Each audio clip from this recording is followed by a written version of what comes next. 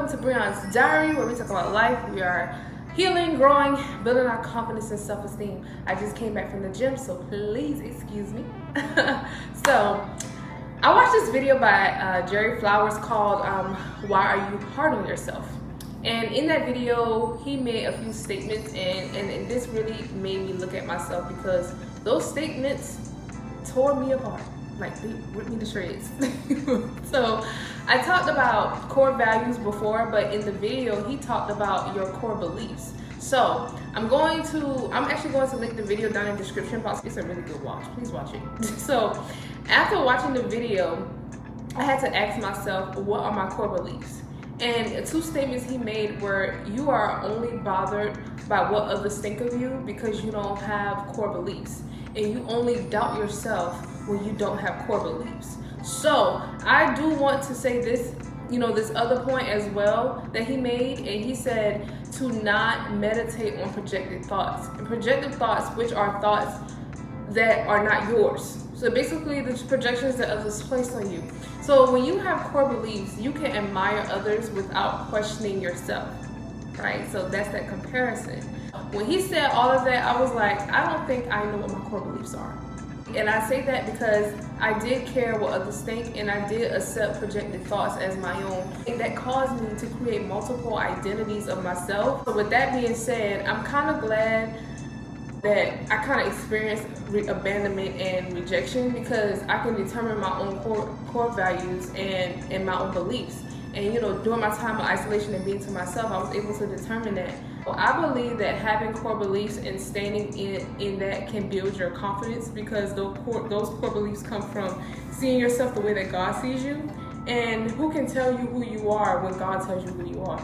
That's a confidence builder. So if you believe what God says is true, that creates a foundation for trust. So you begin to trust yourself because when you stand in your core beliefs, some people are not going to like that and they will fall off.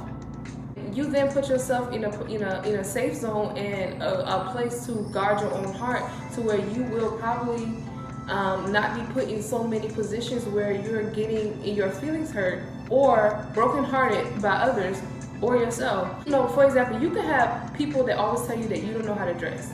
You can meditate on that projected thought and believe that you can't dress, or you can stay true to who you are and your own beliefs, and they say that the way you dress, that's your style and that's what you like. It don't matter what others think. So God says you are fearfully and wonderfully made. He said do not conform to this world, and people will drag you for not following or keeping up with trends or beauty standards.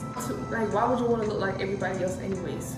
At the end of the day, I understand the need to feel accepted or wanted. I was a victim of this too. I wouldn't even say a victim. I definitely was guilty of this. Like, I wanted to be accepted. I wanted to be, you get it.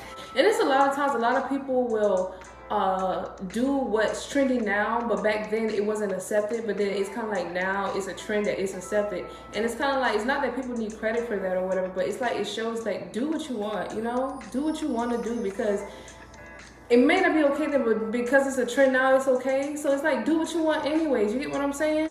But also, one of my toxic traits that I'm working on is that I can be selfish sometimes. But when I started thinking about my core beliefs and meditating on them, I was like, okay, in some areas that I thought I was selfish, maybe I'm not that selfish. Like, I'm always thinking of what's best for everybody. Sometimes I just don't communicate what I'm doing behind the scenes, how I'm praying behind the scenes. And just because I don't tell a person that does not make me selfish. So one of my core beliefs for real is being a friend behind my friend's back, and I don't have to always tell them how I'm being a friend behind their back. Like, that's something that I stand on, and I should not have to prove that or myself to others, a friend or anybody, and I'm learning that I don't have to explain myself, so I shouldn't have to prove that I have good intentions. I shouldn't have to feel bad for doing what is best for me. However, sticking to my core beliefs, which is honestly doing the best I can to please God.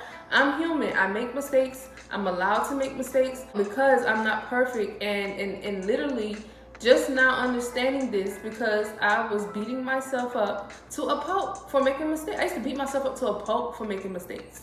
especially on my walk with God, you know. So sometimes on your walk with God, you feel like you can't, you know, sin, or you got to do everything right. Well, I'm not God. You're not God. So if I did everything right, then I wouldn't need him. And Lord knows I need God. So I thank God for the lessons, for people walking away, backing away, whatever, because, you know, God was there for me and helped me through my feelings of abandonment. Satan wanted me to feel that way. My thoughts wanted me to feel that way, but God turned it for my good, because all of it just transformed my mind to build a deeper relationship and trust for God. So I lean on him. I know that if I don't got anybody, I got God. I trust that he's going to send me help. He's going to guide me. He's going to protect me. He knows what I need. And gaining trust and faith helps me to believe that what God says he's going to do, he's going to do it. And what he says is true.